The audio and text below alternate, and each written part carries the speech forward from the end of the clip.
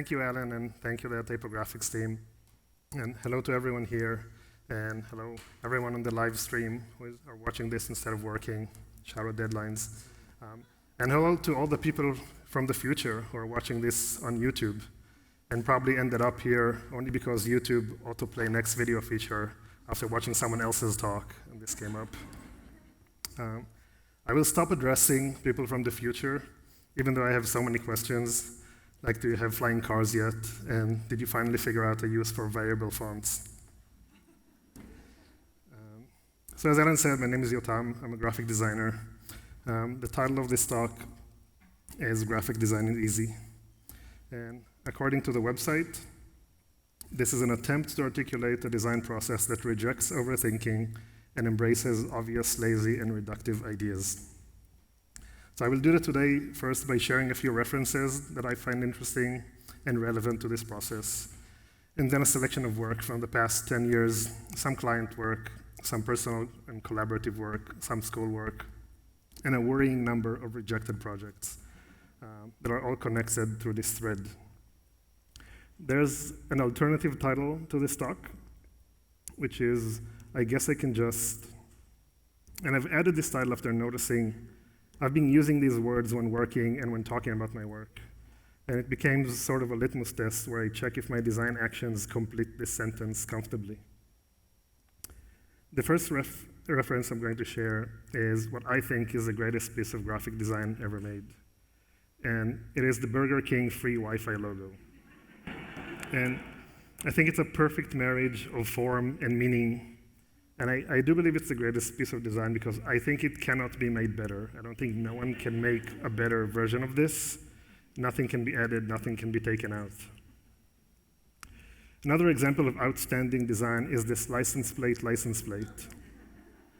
It embodies a unique tension where it's both generic because it's a license plate that says license plate, but it's also incredibly specific because we know license plates are unique identifiers, so there's only one license plate that says license plate. The first time I gave this talk was in Slovenia, and my friend Nate introduced me to this Slovenian website. It's an early search engine in Slovenia. And of course, the logo they have is a chicken, because in case you did not know, Slovenia is in the shape of a chicken. So this would be the only logical solution to this design problem. In 1965, artist Bruce Conner was invited to make a trailer for the New York Film Festival. He produced this 10-second film made up of film countdowns and leaders.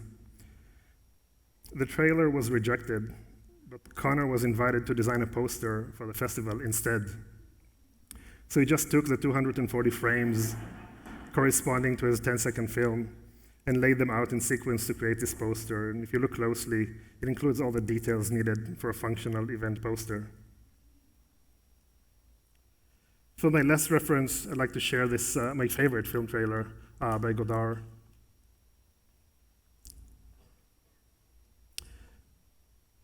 This is the entire movie sped up to fill the length of a trailer.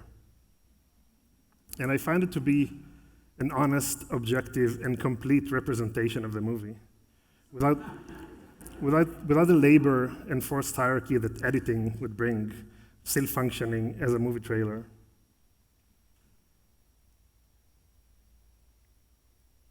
This type of thinking led me to create this diagram that illustrates this way of working, of easily finding the answer within the question. The first project I'd like to share has a clear connection to the Godard trailer we just saw. It is for the annual book of student work published by the Yale School of Architecture, which I designed in collaboration with Gioni Kim. The theme of that year's book was index, and here, for example, the interior cover showing every image used in the book. But the part I want to talk about is the cover. So we needed to find an indexical way of designing the cover that honestly represents the theme and the content. This is an example of the interior content which we wanted to represent on the cover. So I was thinking of Godard's temporal compression of his content and thought what would be the equivalent in our case, what would be the spatial version of this compression. So we compressed 200 pages of the book to fit on the cover and the back cover. So from left to right, this is the entire length of the book squished to fit the 20-something inches of the cover. Second project is from the time I spent working at Nike here in New York, where I needed to create an identity for an event space on 45 Grand Street in Lower Manhattan. 45 Grand was also the name of the venue. So I thought if the location becomes the name, the location can also become the logotype. And then some potential uses for the logotype. The proposal was, of course, rejected, with one person saying it was too smart and another person saying it was too silly. And I'll take that about my work. Similar approach on this project. An identity for a pretty wild artist residency on board of a cargo ship sailing between destinations. And I was looking at the containers and how they stack and shift on the boat. And I guess I can make the whole identity stack and shift like the containers as it's sailing through the sea.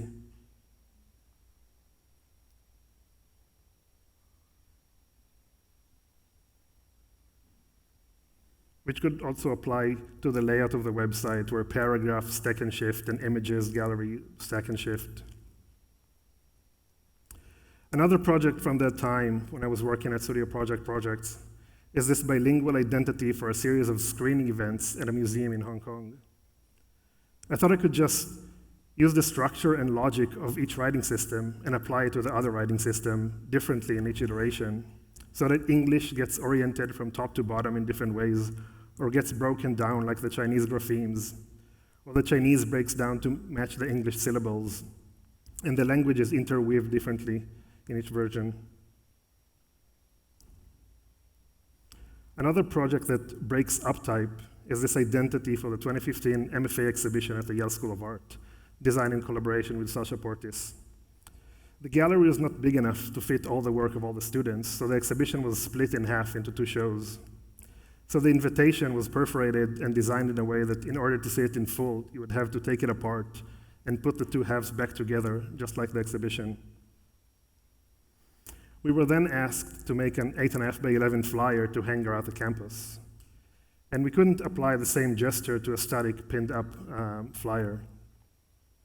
So the idea was to just put the invite front and back in a copier, and then create an 8.5 by 11 sheet that could be pinned up together to be seen in full, so the gesture remains. And we thought it was over, but then remembered we need to design signage for the gallery.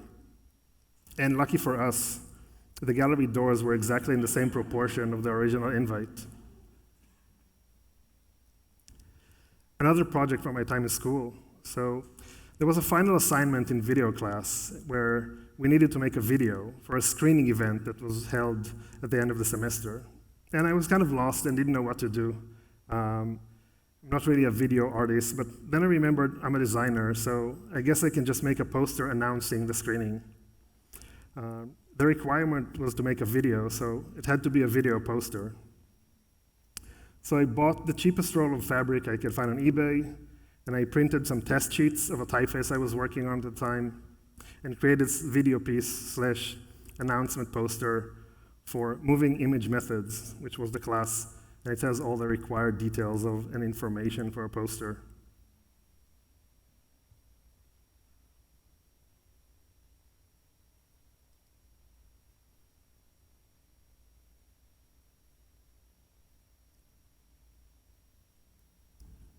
Around the time, I also made a poster for a screening of the docuseries All Watched Over by Machines of Loving Grace.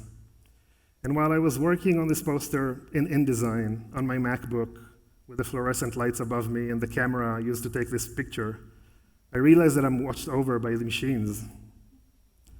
And that could be the poster, with InDesign, with the MacBook, with the fluorescent lighting and the camera flash. Around that time was also, we had a workshop and a lecture by Korean designers Sulky and Min, which gave a great talk at Typographics last year. And I found this book in the library that had this word pair, Sulky and Min. So I guess I can just scribble the event details next to it. and that would be the poster for the event. And actually a series of posters. Shout out to Google Book Search for making this possible. The last grad school era project I want to share is my thesis book. And I was struggling to find an idea. And I happened to find an old comb binding machine in a dumpster behind school, and this is a completely true story. And I saw it as a sign, and I thought I needed to use it in my book. And I was thinking of ways of maximizing this machine and highlight this comb binding technique. And I decided to use whole numbers instead of page numbers, so that every hole from 1 to 1,862 was numbered, and projects throughout the book occupied a range of numbers. So the cover was a table of content, which each project lists the whole number where you can find it. Weirdly enough, another project about page numbers. So in this journal I've been designing together with my friend and colleague Sean Yendries, it's a dance and performance journal published by the New York nonprofit Movement Research. And in this issue, there was a special section insert. So the main section was horizontal, and the special section was vertical, keeping the exact same grid and measures. The content of the section was related, yet separate from the main issue. So one thing we were wondering about is page numbers. Should the section have its own page numbering system starting from 1, or should it be a continuous numbering from the main section? And should the numbers follow the orientation of the main section, or should they run vertically in this vertical section? And the answer is, why not both? A different publication project. I was invited to design a cover for Japanese design magazine Brain. The theme of the issue was obsession, and I got this template to work on top of. I was looking at it and thinking of the theme of obsession. So I thought, I guess I can just be obsessed with the masthead. The publisher hated the idea. It was rejected, and I never heard from them again. Also on the topic of templates, I was interested in designing a t-shirt, and I got this template from the printer. And I looked at it, and I thought, there's enough there. I don't need to add much. I guess I can just use the template as a t-shirt. Last year, I was approached by Farrah Jones Type to design promos for their latest release, Magnet by Inga Plannings. And with that name, I thought, I guess I can just make a magnet out of magnet and make a whole series out of it, highlighting different aspects of the type family. Shout out to Adobe After Effects plugins and Jonathan Katav for making this move.